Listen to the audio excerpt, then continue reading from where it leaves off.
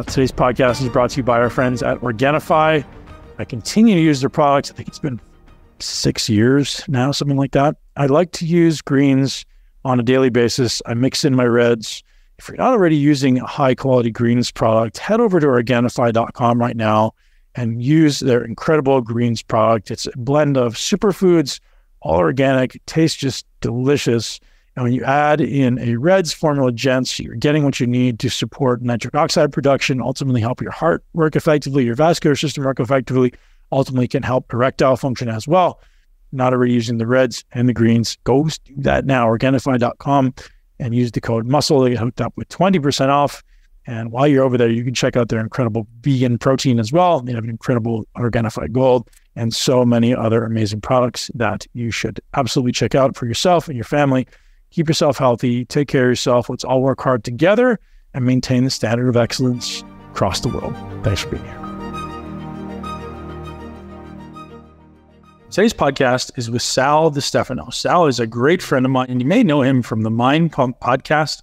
Sal has recently written a book on why weight training ultimately is the most effective modality to improve health, and why we should all be striving for health during these incredibly unusual times. Sal is a wealth of information. He's really well read. He's really articulate. We have a great conversation around his book and ultimately how to make the most of your training. So without further ado from me, enjoy the podcast with Sal Di Stefano.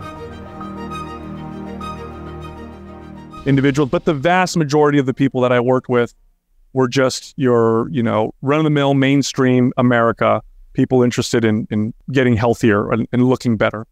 And, one thing that was always quite common when training regular people was just having to overcome the stigmas and the stereotypes and the misinformation that surrounds resistance training.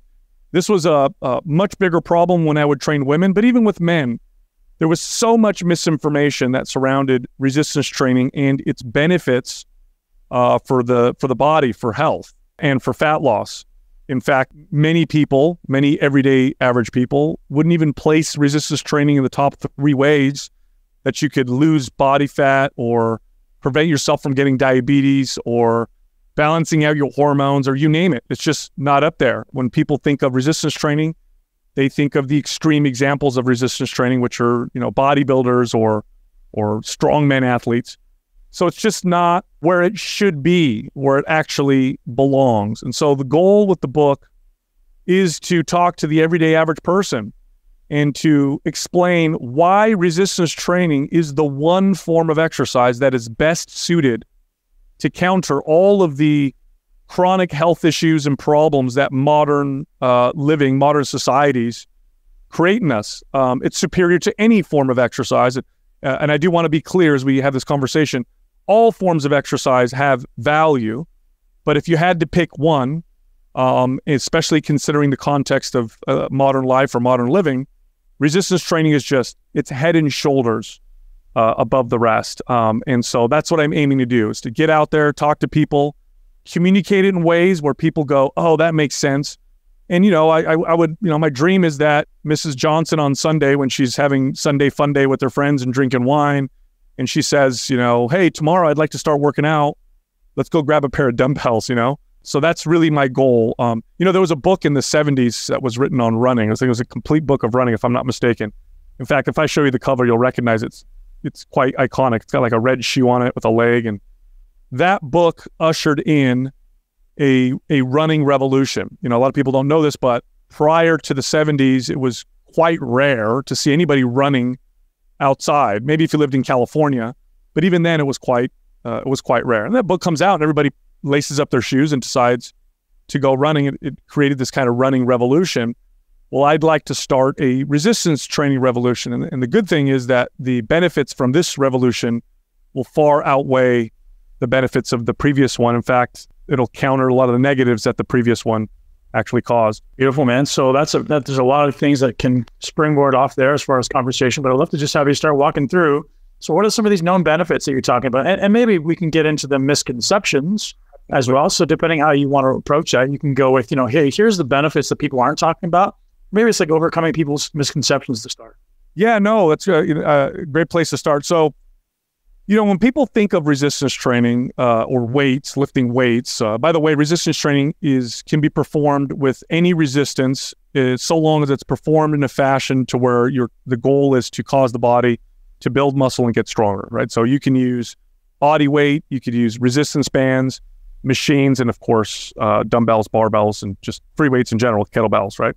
When you ask the average person what they think about when they think of resistance training, they think of either a bodybuilder or a big strength athlete. They think of someone who's tight, who might not have good mobility. They don't think of longevity or heart health. There's a lot of misconception, and I understand why we have these misconceptions. Popular media, the only depictions of resistance training that we ever saw, I mean, it really started, if you want to really go back, the mainstream depictions kind of started in the 50s and 60s with the Muscle Beach movies, right? And they'd have, you got Larry Scott and Dave Draper on the beach, and they were depicted as these big, dumb, stiff, self-absorbed people, right? Just looking at their muscles, not really caring about what's going on, not very smart. In fact, back in those days, professional athletes were discouraged from lifting weights. They were told that they would be muscle bound. Please don't lift weights. It'll make you less athletic. Now, the good thing about sports, one thing that I love about sports is it's very objective. So the team that keeps winning, eventually everybody's gonna say, what are you guys doing? And so now, here we are, 2021, you would be hard pressed to find a single athlete in any sport that doesn't incorporate some form of resistance training. Even golfers now lift weights because they know it just makes you a better athlete. So one reason is the mainstream depiction. And then of course you have Pumping Iron, the documentary, which, kind of went mainstream and so on and so forth. The second reason, and this is a big one, was the medical community never really got behind resistance training because none of the studies that were done on exercise and health were ever really done on resistance training. I mean, if you go back a decade or even 2 or even a decade ago, so 20 years ago, even 10 years ago, if you looked up studies on exercise and health, they were almost always done with some type of cardiovascular activity. So if they wanted to see how exercise affected cognitive performance or Alzheimer's or diabetes or osteopenia, osteoporosis, or, testosterone or whatever, it was always, we took, 50 people and we had them do 30 minutes of vigorous cardiovascular activity, 4 days a week or whatever. It was almost never, there were almost no studies on resistance training except for athletic performance, Olympic weightlifting type studies. The Soviets had a lot of studies on that. And here we had studies on athletic performance that started popping up in the maybe late 80s and 90s. But again, medical community had zero idea of the health benefits because there were no studies that were done on it. So if you're a doctor and you're recommending to your patient whose blood lipids are off, their cholesterol's high, their blood pressure's high, you're going to tell them to go do cardio because that's what the studies have, supported or whatever. Well, over the last decade or two, we're now seeing studies that are coming out that are actually done on resistance training on a lot of these health parameters. And what they're finding is, it's funny, it trips me out because it's blowing researchers' minds and doctors' minds away, but people like us who've been working in the space for so long, it's not new information. What they're finding is not only is resistance training phenomenal for any health issue you can think of, in many ways it's actually superior to other forms of exercise. And we can start with, and by the way, I'll back up for a second. Some of the studies that are waking up the medical community today are the ones that are showing the correlation, or the connection, I should say, now it's no longer a correlation, the connection between strength and all-cause mortality. Okay. Longevity. Oh, it's crazy. You're actually hard-pressed to find a single test. It's hard to find a single test that's more accurate than a simple strength test for predicting all-cause mortality. Now, crib test, right? Yeah. So Now, of course, the most accurate would be a combination of tests, right? But if you had to take one test, right, blood pressure, cholesterol, whatever, and compare it to a grip test, or can you get up off the floor without holding on to something test, the strength test actually predicts all-cause mortality better. And that really opened up the medical community's mind. That really made them go, whoa, what is going on here? We need to look a little deeper. So let's start with first some of the common myths around resistance training, and then we'll look at what the research actually says.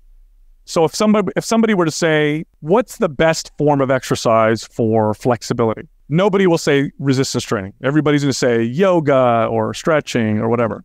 Not me. Not you, right? Well, right? But I'm talking about the average person. Most people think resistance training produces stiffer bodies and reduces flexibility. Well, studies now show that resistance training not only is as good at increasing flexibility or improving flexibility as other forms of flexibility-based exercise, but it's actually superior for something called functional flexibility, right? Functional flexibility is having a range of motion, but being strong and stable within that range of motion. So to give you an example, I have a 6-month-old son at home, right? Brand new baby. And if I put him on his back, I could take his legs and I can put him over his head. I can put him in the splits. I can do all kinds of stretching on him. He's extremely flexible, right? But he's very unstable, right? He's got no strength in that. So if I put load on him, heck, if I had him try and stand and do something, the risk of injury is quite high. Range of motion without strength is instability, and it actually dramatically increases your risk of injury. What you want is ranges of motion that you have control in and that you have strength in. Full range of motion, proper resistance training is the only form of exercise that develops that. So it's literally the difference between, can you sit in a squat with your back rounded and your knees collapsed and whatever, versus can you sit in a squat and then your kids can jump on your back and you won't hurt yourself? Or you sit in a squat and then somebody's at the door, so you jump up to go grab the door and you don't hurt yourself, right? So resistance training now in studies is now proven, what we've already known, to be a superior form of exercise for the kind of flexibility you actually need. When done correctly. Like, it's important to asterisk that, right? Because most people are just going to go and they're like, if I just do anything, it's going to improve. And that's the opposite is true. Because there's definitely a form of exercise that could make you tighter, which is what people historically see in these muscle-bound people who just ultimately don't understand how to train correctly. Right. And of course, by the way, when I talk about other forms of exercise, I'm also talking about them being done correctly. Any form of exercise done incorrectly is worthless. Okay, so we'll just kind of set that parameter, right? So I'm talking about proper, appropriate, because every individual needs to train a little differently, right, for themselves. Proper and appropriate applications of all the forms of exercise that we're about to talk about, including resistance training. All right, let's talk about another one that there's a myth around, which is heart health, right?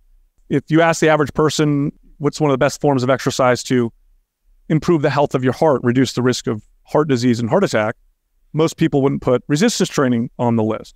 Well, studies now show that resistance training is actually a superior form of exercise for heart health. In fact, in head-to-head comparison with cardiovascular activity, resistance training was superior. Now, where cardiovascular activity does well, and the reason why people think of it as heart health, is it does a good job of increasing endurance. And so we tend to attribute the heart to endurance. Now, the truth is, training for lots and lots of endurance actually damages the heart. And actually, there's this actual kind of bell curve with cardio in particular, where some improves your heart health, more actually increases your risk of heart disease and heart attack because of the calcium buildup that starts to occur in the heart. But when they do the studies on the organs and fat, including the heart, resistance training gets rid of this visceral fat more effectively than any other form of exercise. So it's incredible for that. Yeah, one thing to think about, Sal, and I think most people don't understand this, is cardio is effectively the least efficient means of expending calories, right? So if you go, okay, why do we do cardio? People go, I want to get my heart rate up. Well, what gets your heart rate up? Well, movement. Well, what causes you to move? Muscle contraction, right? So it's this really, really inefficient, low-grade muscle contraction dispersed over time that ultimately expends more calories and increases the CO2 excretion. Therefore, your heart rate goes up, your respiration rate goes up. So we're basically just, if you were to compare the efficiency with which caloric expenditure happens during cardio relative to caloric expenditure during weight training, it's not even the same level. So you're so much more better off to pick a, call it mid to low range weight training regime and apply that over time, because you're effectively just getting more muscles contracting in per unit time than just doing something like a bike or a treadmill or a step mill or whatever, and therefore expending more calories, increasing the oxygen demand, decreasing the CO2 expenditure, or increasing the CO2 expenditure. Therefore, it's just more efficient. So getting on a leg press for a 2-minute set versus getting on on a step mill or a treadmill for a 20-minute workout might start to equate calorically as far as the total expenditure over time. I'd love to see someone do that study to see where those things start to kind of equate, because like efficiency of contraction with weight training is so much greater as far as expenditure. Yeah, actually, it goes even further than that because when the old paradigm, and this is really what we're fighting, right? Is this paradigm of fitness that's just false, it's wrong, and this is what the paradigm was, and this is the mainstream accepted paradigm, which is, and we'll talk about obesity because obesity is that's the big goal everybody has. We got to get rid of obesity, lose weight, and of course, obesity contributes to lots of other chronic health issues, right? So, okay, in order to lose weight, you got to burn more calories than you take in, or to put it differently, take in less calories than you output, right? So that energy imbalance is what causes you to lose weight. So the old paradigm was, okay, exercise burns calories. Let's pick the form of exercise that burns the most calories. That makes sense. Now, on its face, it does make sense, right? Cardio for 30 minutes will burn more calories during the time you're doing it than almost any other form of exercise. But the problem is this. The problem is we're completely ignoring the big effects of exercise, which are what kind of adaptations are these exercises or these workouts causing in my body. Now, here's what happens with cardiovascular activity. And by the way, your body adapts, and I know you know this, but this might be more for the audience. The body adapts to exercise because exercise is a stress. And so what it does is it tries to get better at whatever you're doing so that next time the same insult doesn't produce the same amount of stress. So you go for a run and a quarter mile is exhausting and you can barely finish it and your body's stressed out. And so it tries to get better at running so that next time you can run a quarter mile and it doesn't cause stress, and then you go further and so on. So what does that adaptation look like? Well, here's what you're asking your body to do. I'm burning a lot of calories while I'm doing this activity. Okay, it's a very manual form of calorie burn. I have to do it, right? So I'm burning lots of calories while I'm doing it. I don't need a lot of strength. In fact, I need very little strength to do endurance work. Combine those two, especially in combination with the diet, if you're trying to lose weight. And what the body does is it tries to become a more efficient endurance machine, which means burn less calories. I'm trying. It would be no different than if we had an artificially intelligent car that adapted to my driving behaviors. If I drove slow for long distances, my car would automatically turn itself into a one-cylinder engine or some kind of a hybrid engine, right? It's trying to become efficient and good at what you're asking it to do. Doing lots of cardio literally slows your metabolism down. It literally makes your body a more efficient fat storing machine, okay? And by the way, this isn't just my opinion, although I've observed this a million times. I mean, anybody who's ever worked out in gyms for longer than a couple of years knows what those cardio bunnies look like, who just do cardio all day long and they have very small, flabby bodies, right? So, but the studies actually support this. In fact, there's this really, really interesting study I quote in the book where scientists went and studied a modern hunter-gatherer tribe. They're called the Hadza tribe. They're in northern Tanzania. And what they did through some pretty sophisticated testing is they wanted to see how many calories they burned on a daily basis. And remember, these are hunter-gatherers, so they're very active in comparison to the average Westerner. I mean, they're foraging, they're hunting, they're walking, they don't have TVs, they don't have electronics, they don't have couches. They're moving all the time. Now, what they expected and what they got were completely different. They expected these Hadza people to burn tremendous amounts of calories because of the amount of activity. But what they found actually was so shocking, they redid the study. What they found was that they burned right around the same amount of calories as the average Westerner. Now, at first you think, how's that possible? Well, these people are moving all the time and the average Westerner sits on their butt most of the time. But then if you really think about evolution and how we all, for most of human history, humans evolved from hunter-gatherers, it makes perfect sense. It makes no sense for our bodies to burn 8,000 calories a day when food is very difficult to come by. We evolved to become better at what we do, and part of that is become efficient with calories, and that's what cardiovascular exercise does. So here's what weight loss looks like when cardio is your main form of exercise with weight loss. You initially lose weight, and then you plateau real hard. And then if you want to lose any more weight, You got to cut your calories more or increase your calories more or increase your cardio. By the way, studies show this quite clearly. Several studies show that the weight loss that you get from cardio plus diet is typically 50% muscle. So if you lose 10 pounds of weight and half of it is muscle, guess what? Your body fat percentage is the same. You're actually the same body fat, except now you have a slower metabolism and you're weaker and flabbier. So that old paradigm not only is false, it's actually caused people a lot of problems. Now let's look at resistance training, right? What are the primary forms of adaptation that resistance training tells us? Before we go on to resistance training, I do want to discuss this because it's important. I don't want to sound like we're poo-pooing cardiovascular training because it's so important. I think I'd love to hear where you go on this. Having a base level of aerobic fitness is imperative to performance. It's imperative to recovery. It's imperative to nutrient utilization and metabolic flexibility, right?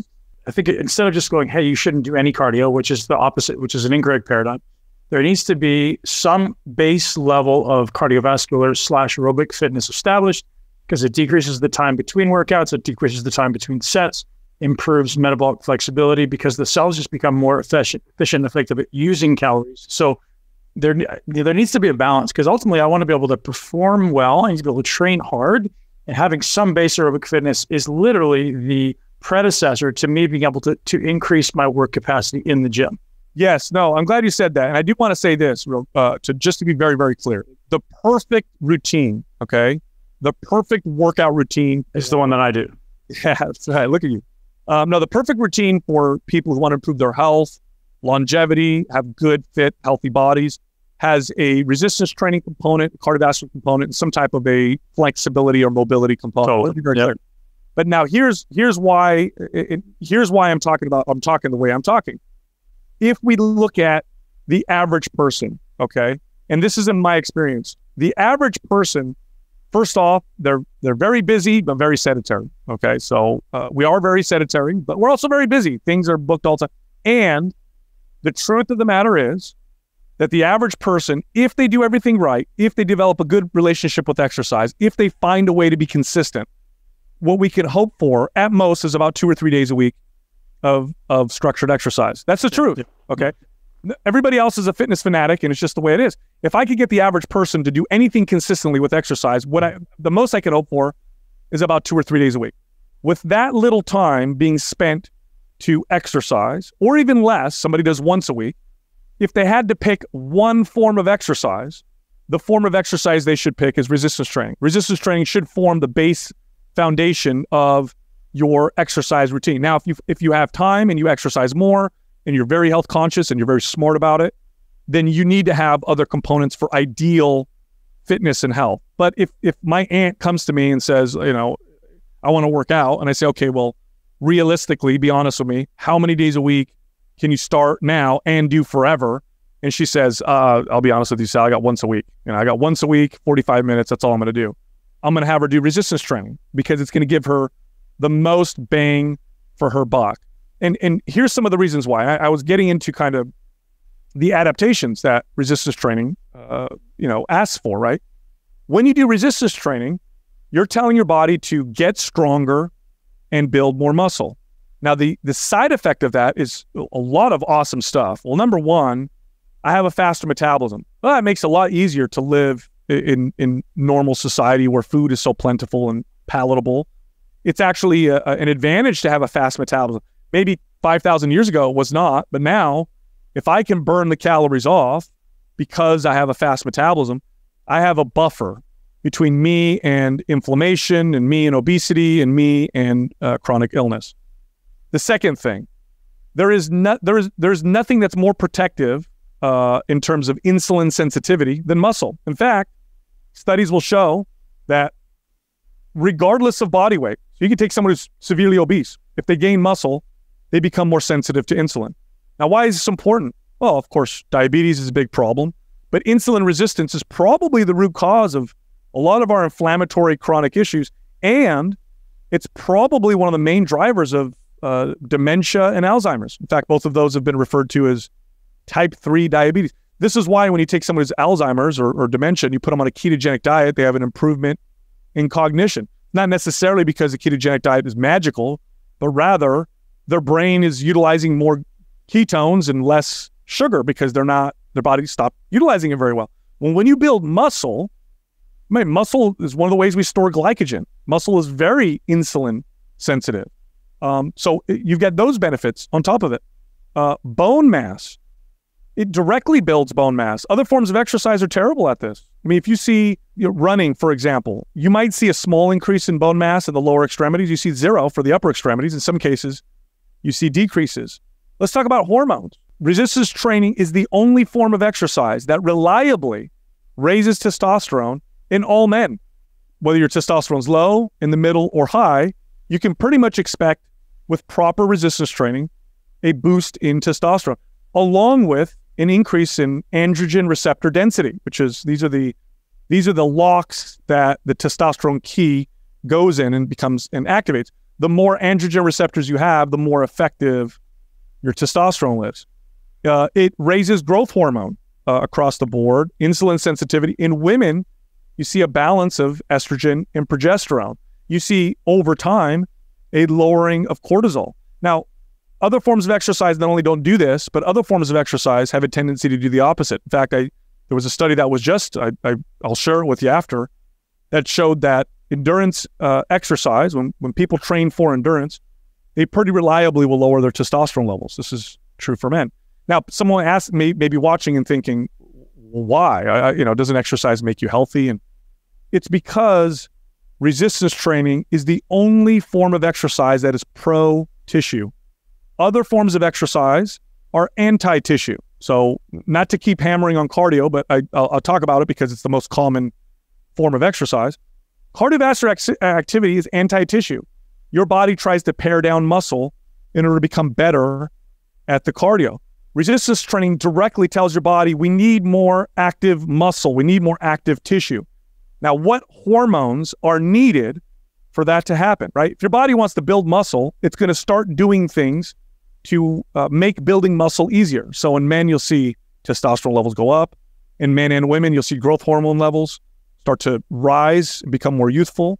You'll see estrogen and progesterone balance out. You'll see cortisol start to flatten out or become a little bit healthier. You'll see insulin sensitivity increase because insulin is also an anabolic hormone. Well, if your body is wanting to decrease muscle, what hormones can get in the way? Testosterone, growth hormone, right?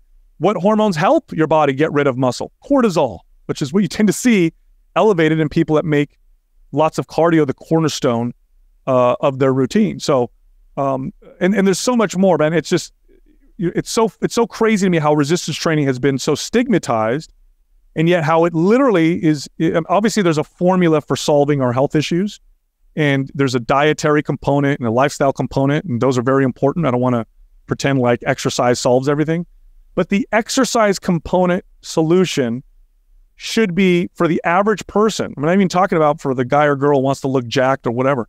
Just for the average person, it should be resistance training. It does everything better and more effective. One of the most interesting areas of focus for me lately has been this topic of myokines. Sal, I don't know if you've studied myokines at all, these secretory molecules that effectively have direct signaling effects to all different parts of the body that are specifically released when we train. And I think that to me is kind of the thing that pushes it over the line to convince people. So myokines, for the listener to understand very simply, are released from exercise, from your muscles. That's why myo, referring to muscle, that then causes direct signaling to the brain, signaling to the vascular tissue, signaling to the muscle, signaling to all these different tissues throughout the body to express positive effects.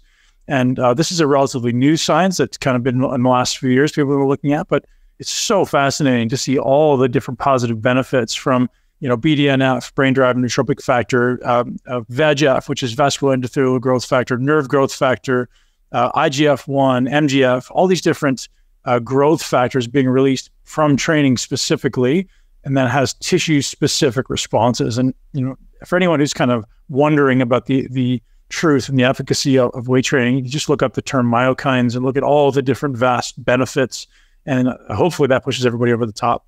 Yeah, no, muscle's a good thing to have if to be healthy. It just is, especially if you're doing it in a healthy way. Having more muscle it's one of the best buffers or protectors against all chronic illness. I mean, even when they do studies on people who are bedridden, the more muscle you have, the more likely you are to survive being bedridden, and the easier your recovery is, which leads me to something else.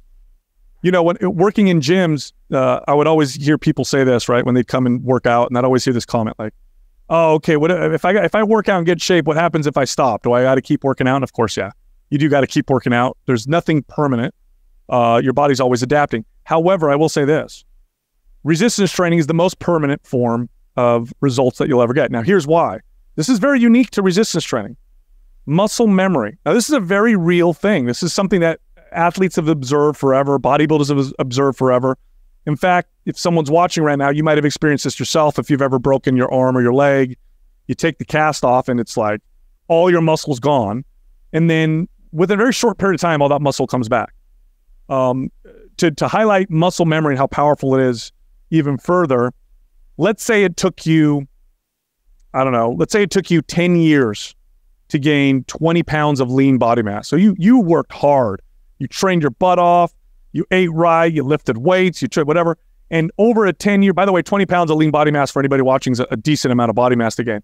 Now, let's say over 10 years, you did it, you've gained 20 solid pounds of muscle. And then let's say something happens, you stop working out, you get injured, sick, maybe you get bored, whatever. And you stop working out and you lose all 20 pounds of that muscle in 3 months, gone. And then you decide, I want to start working out again.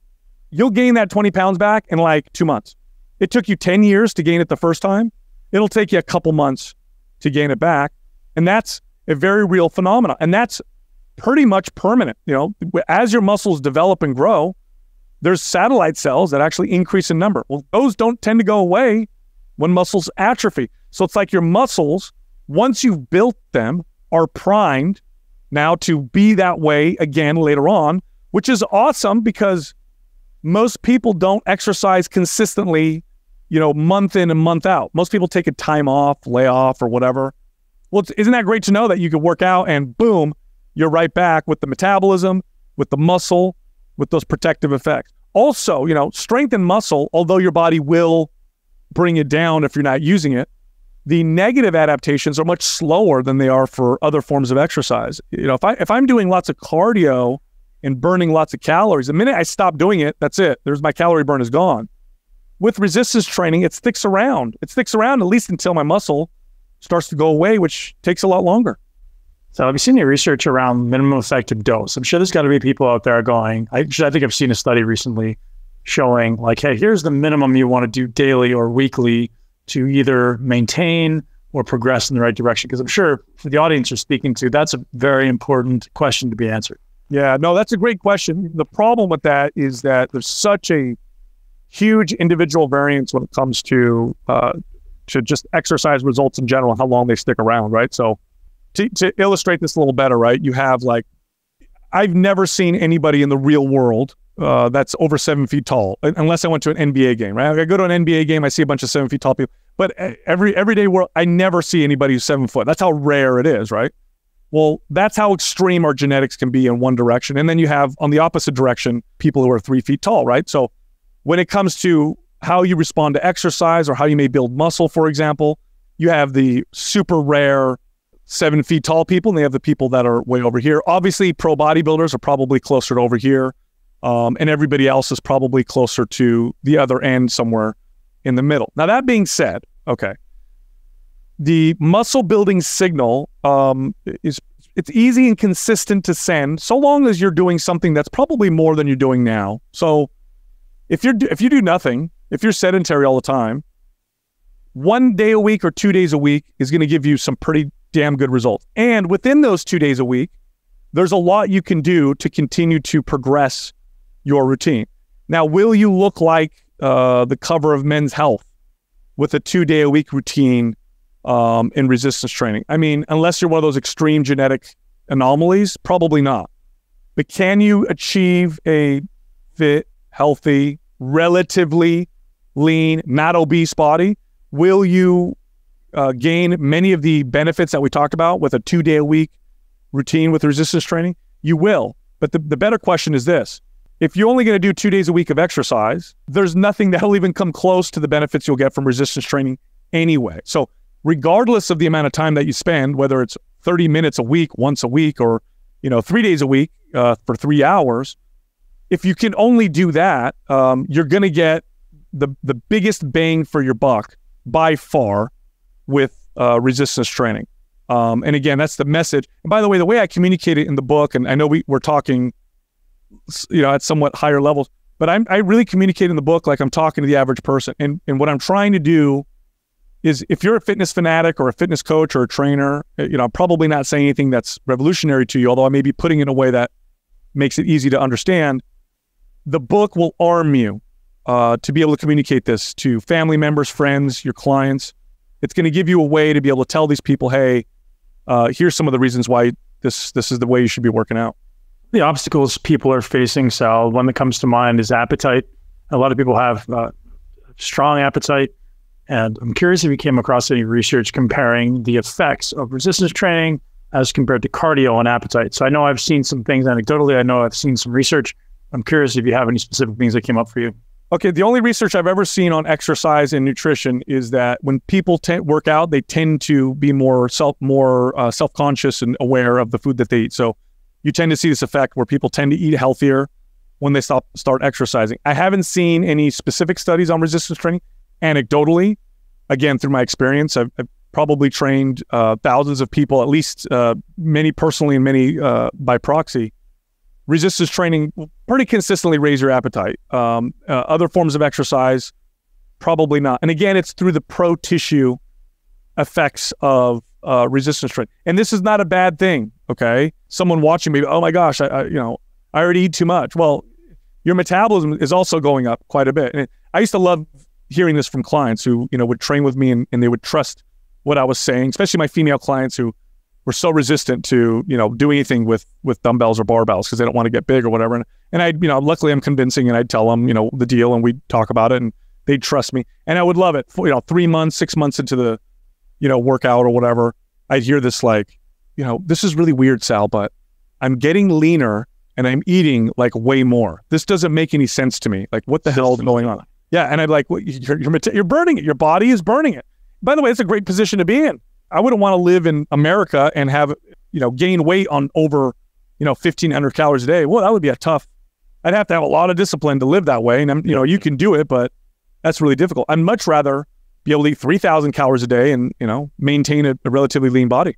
Yeah. Where my brain goes there on that, Sal, is like cortisol response, right? So if you look at someone doing aerobic training, as compared to some type of weight resistance training. And if you look at GLUT4, so like effectively glucose management, right? Call it blood sugar management.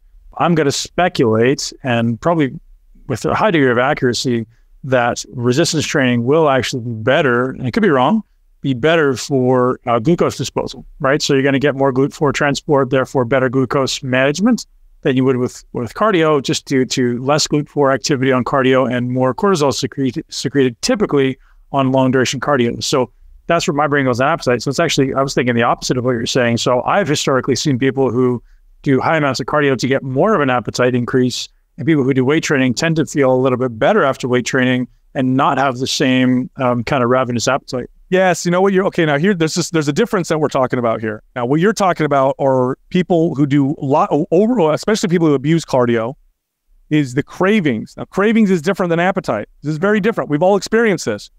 It's like ravenous, I got to eat whatever. And in fact, the foods that you tend to be attracted to tend to be the foods that spike serotonin, that tend to be hyperpalatable and tend to give your body this quick energy, starches and hyperpalatable starches and fried foods and those types of things. That's very different than a healthy appetite. Yeah, no, sure. Craving, you're absolutely right. In fact, if you can even do this with a resistance training. If you just overdo it, you'll go home and find your cravings go through the roof. No, but over time, what you'll find is a healthier appetite with resistance training. But you're absolutely right. Overstress the body, and you tend to see those cravings, and that actually can be true for any ways of stressing your body, but especially with cardio. And as far as glucose transport is concerned, I mean, look, we store glycogen primarily in the liver, but there's another place that we store glycogen. It's our muscles.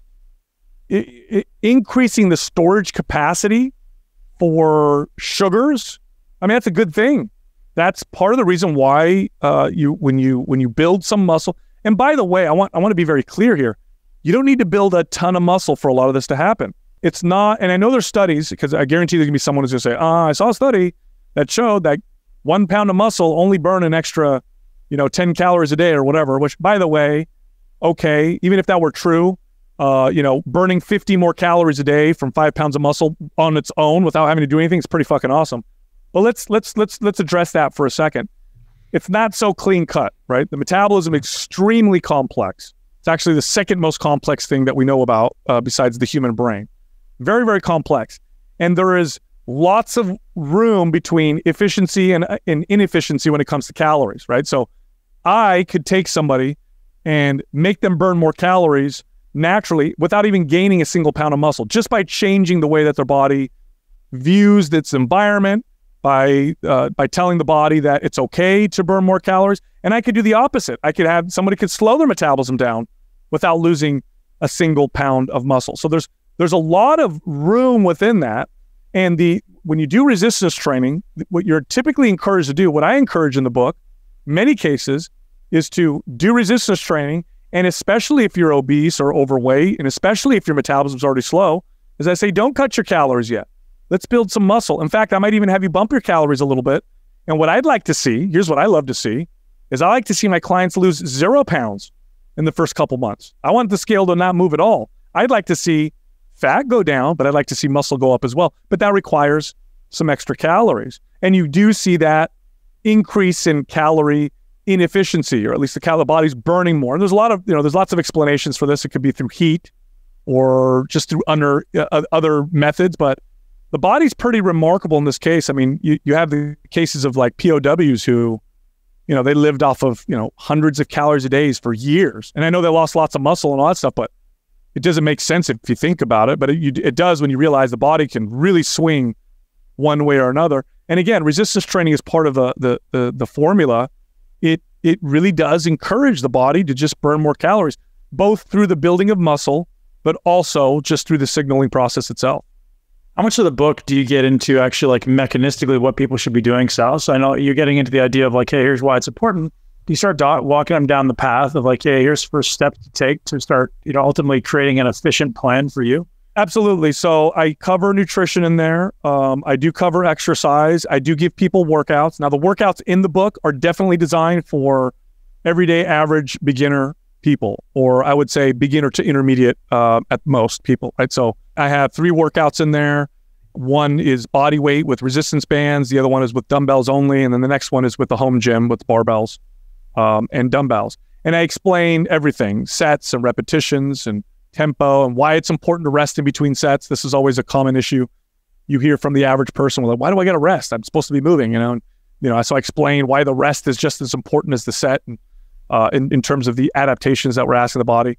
With nutrition, I focus a lot on the behaviors that lead to eating better, and less on I do explain the mechanisms of diet that helps with fat loss and health, but I spend most of my time on the behaviors. And that's just because knowing the mechanisms and not working on the behaviors is a failing strategy. We've known this forever. I mean, calories and macros, everybody can look up on Google calories and macros and they can cut their calories, and it just doesn't work. So I focus a lot on, where you're coming from, the behaviors that lead to better nutrition, how to achieve balance with your diet in a natural way, not in a way that's forced. And again, these are ways that I found to be extremely successful. With respect to creating a successful workout experience, what's something you wish everyone knew that they don't? Okay, so I'll tailor this for your audience, because your audience is probably much more well-informed than I would say the average person. So I'll give them something valuable here. The benefit of priming before your workouts versus the standard warm-up, tremendously different. I mean, the value is huge, right? So the old understanding of warming up was, warm up the body, literally get more heat in the body, which makes muscles more pliable and less stiff, which it's funny because as an early trainer, when I heard this, I would imagine that muscles were like rubber bands, right? Like if you take rubber and you warm it up, it gets real stretchy. And if you make it colder, it gets real stiff. That's not what happens with your body when you warm up. It's not that the muscles themselves really haven't changed much. What you're really changing is your central nervous system and how it's communicating to your muscles. So if you do a static stretch, for example, and you find that within 30 seconds, ooh, my hamstrings are getting more flexible, what's really happening is your central nervous system is lessening the signal to the hamstring and allowing it to relax. So it's giving you more range of motion, right? So the traditional warm up is warm up the body, moving the body, and really didn't matter how you warmed up the body, bike, treadmill, jog in place, whatever. Better than nothing because some movement turns on the central nervous system, whereas no movement, kind of keeps it dampened. Static stretching, except for specific cases, terrible way for most people to warm up, actually can increase risk of injury. It decreases the signal that the central nervous system actually sends to a muscle. So the reason why you get more flexible with a static stretch is because the central nervous system actually weakens its signal. It's the exact opposite of what you want when you're working out, right? You want a strong signal, not a weaker signal. Otherwise, you create more instability. So with priming, what you're trying to do, and priming in an ideal situation is individualized. So for your body, so you would know if you had forward shoulder, or if you had an anterior pelvic tilt, or if you had issues with scapular retraction or depression or whatever. Or maybe you're a bodybuilder and maybe your issue is less function and more feel, like, oh, I don't feel my glutes when I squat, or it's hard for me to feel my chest when I incline press or whatever. Priming allows you to, or encourages your central nervous system to fire in a way that's more effective, in a way that's more solid, that allows you to connect to greater ranges of motion. So to give you an example, we'll use a hamstring stretch as an example. This is a lousy way to prime, but it just highlights what I'm talking about. So static stretch would be, I'm sitting on the floor, leg is out in front of me, and I'm just stretching my hamstring. A more priming way would be, I get into that stretch, and then when I'm there, I fire the hamstring, and then I fire the hip flexor, and then I fire the hamstring. And what I'm trying to do is I'm trying to connect to a greater range of motion so that when I do my squats or whatever, and I go deep, my CNS is primed and ready and in control. I'm already connected to those things. Is that position specific, Sal? So are you doing it, in the lengthened range or the shortened range, or do you find it tends to translate tissue to tissue length specifically? Yeah, both. So when I'm looking at feeling a connection, I like to prime people in the shortened range. So let's say I get somebody who is, I get a female client and she's like, no, I do squats. I feel it in my quads. I don't feel it in my glutes. So what I may have her do is do a hip bridge, and we really focus on squeezing the butt at the top really, really hard and do a couple sets there. And then when she squats, now she can feel the glute muscle that she just connected to, and she can change her form however so slightly to activate the glutes a little bit more, right? From a functional standpoint, typically what you're trying to do is you're trying to connect to the end ranges of motion, because that tends to be where we lose our stability, right? So, halfway in a shoulder, overhead press, most people halfway up are okay. They're pretty connected. Maybe there's some core issues or whatever. But if they lose connection, it's probably at the top or at the bottom. A squat, also that's where, at the bottom is where people's forms tend to go off. So I would take someone, I would prime them in those end ranges of motion so that when they're doing their exercise and they're doing the full range of motion exercise, they're much more connected. So it's just a very effective way of warming up. It doesn't take very much time, 5 to 15 minutes of targeted priming, and you jump right into your set, and it's like, boom, I feel like I've already done 5 sets of this. I feel great. Yeah, man, I think my audience will be very familiar with that. It's something I've been teaching since like 2011 in my programs. So it's, most of my audience who've gone through my stuff would do it. My only maybe difference would be my focus is always short range, never lengthen range. And not that I think it's wrong to lengthen range, but so when something is lengthened, it tells me that something else is shortened. Yeah. So specific to hamstring, obviously when we're bent over, the hamstring is lengthened, but the hip flexor is shortened. So then I would just focus on the short end of the range. And so the exact same application, just, maybe a different way to explain it, man. But I think it's probably the most powerful thing you can offer someone to improve baseline position, improve activation of the muscles so you can feel it, therefore connect better and hopefully maintain tension throughout time. Oh yeah, you do, if you do proper priming and proper resistance training, which all the workouts I give in the book include one or two priming movements that I feel are generally applicable to the following workout. If you do that plus full range of motion, good control, right, appropriate resistance training, you're going to get great functional flexibility and mobility. You're going to get great control over these ranges of motion, good rotation, good extension. You're going to be able to do split stance movements and squats and all that other stuff. And, again, I think of the average person that I see walking around, at the grocery store or whatever. I was like, man, they could really benefit from some of that functional, flexibility and mobility.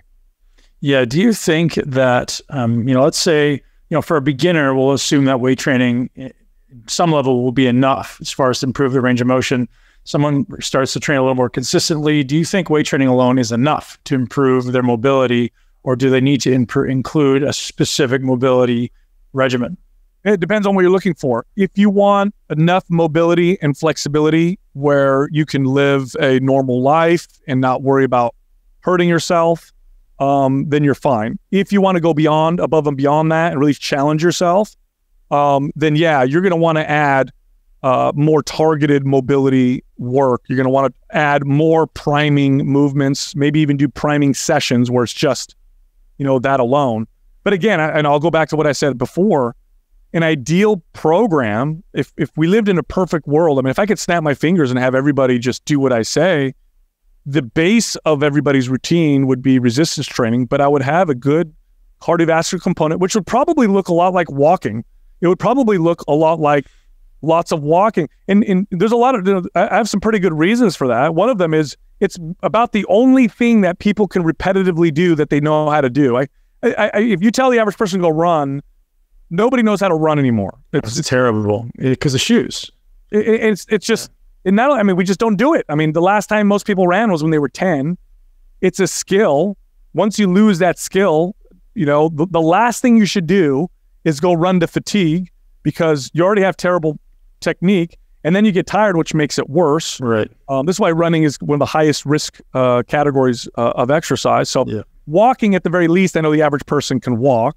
Plus, it's conducive to, just regular life. And so typically what I'll tell people to do is, hey, instead of doing a dedicated 30-minute walking session every day or whatever, I'll say, let's do this. Let's attach, and I talk about this in the book, on the behavior piece. I'll say, let's attach this movement to something that you already do. So that's already ritualized. So I'll say, okay, so instead of doing a 30-minute walk and scheduling it, why don't you walk for 10 minutes after breakfast, lunch, and dinner? And that tends to be something that people tend to be able to stick to because it's part of something that they already do. And then as far as flexibility and more mobility is concerned, ideally, to be honest with you, I mean, I could definitely see value in people doing targeted mobility sessions, maybe 30 minutes twice a week or whatever. But honestly, I would tell people to go out and play. I mean, really, that's one of the best ways to focus on that is go play with your kids at the park, go paddle a board, go swim in a lake. In the perfect world, that's how I would recommend it. But yeah, the base would be resistance training, just because it's just, I mean, man, if we look at all the stuff that we're dealing with, because we have such unique health issues today. I mean, they didn't exist 100 years ago. They're just so unique, and we're so, the medical community is so poorly positioned to address it. We have no solutions. The fitness industry actually has the solutions. The problem is we haven't been communicating it properly. And so that's what I'm trying to do. I'm trying to say, hey, look, we actually have the answer. It's not what you think. It's this form of exercise that you have always thought that was the wrong form of exercise for you. This is the one you should do. And this is the part of the formula for solving those problems. What's something you do now, Sal, that, in your older age that you didn't do previously? Oh, geez, that's easy for me. I placed almost no value on spiritual health when I was younger. None at all. Here's one of my favorite things about fitness. In fact, you and I have talked about this before. You echoed the same thing. One of my favorite things about fitness is it's a very unassuming, for lack of a better term, sneaky way into personal growth. It's unassuming and sneaky because very few people start a workout and say to themselves, I'm going to focus on personal growth, right? Most people, I just want to look better. I want to look better. I'm going to go to the beach. I want to look sexy. So I'm going to start working out. Now, if you stick with it long enough, it's because you find value in it. You love it. You see what it does for you. You start to value the journey. This becomes, after working out consistently for 5 or 10 years, you start to realize the value in the journey. You start to enjoy the workouts just for the workouts themselves, and the side effects become all these great results, but it's all about the workout and you enjoy that. Then you start to get to this place where you're like, I want to continue improving myself. This is the lessons I've learned through exercise, being okay with failure, right?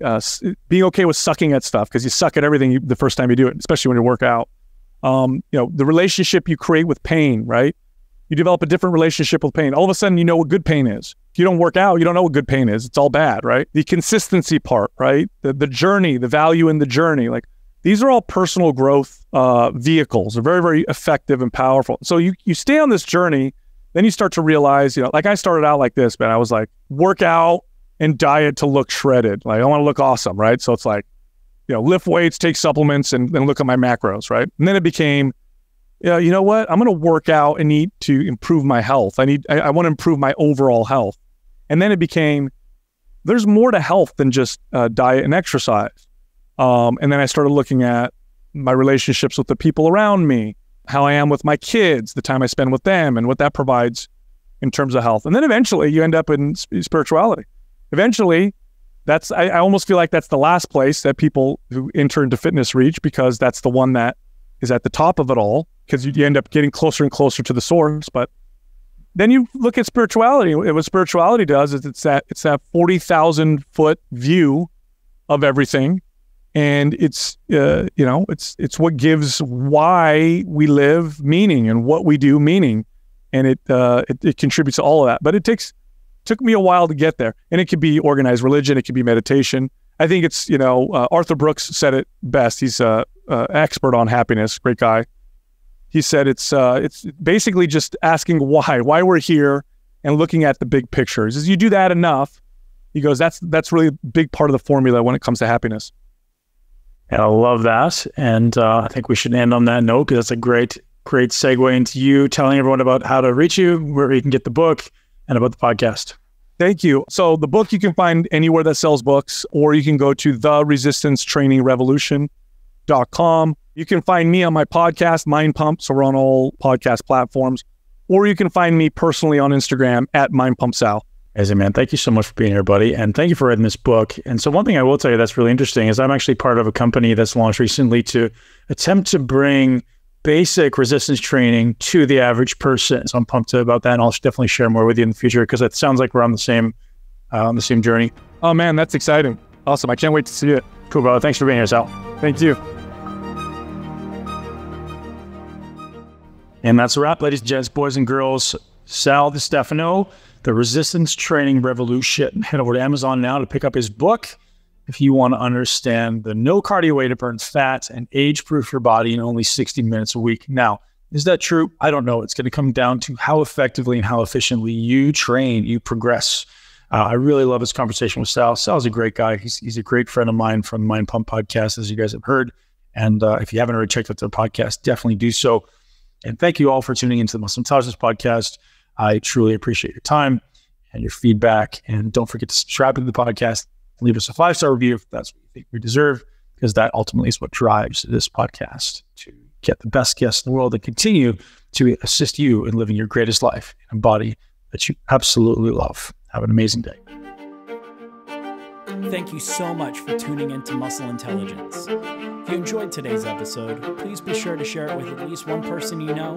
Make sure you're subscribed so you never miss an episode. This podcast is for information purposes only. The statements and views on this podcast are not medical advice. This podcast, including Ben Pakulski and the producers, disclaim responsibility for any possible adverse effects from the use of information contained herein. Opinions of guests are their own, and this podcast does not endorse or accept responsibility for statements made by guests. This podcast does not make any representations or warranties about guest qualifications or credibility. This podcast may contain paid endorsements or advertisements for products or services. Individuals on this podcast may have a direct or indirect financial interest in products or services referred to herein. If you think you have a medical problem, consult a licensed physician.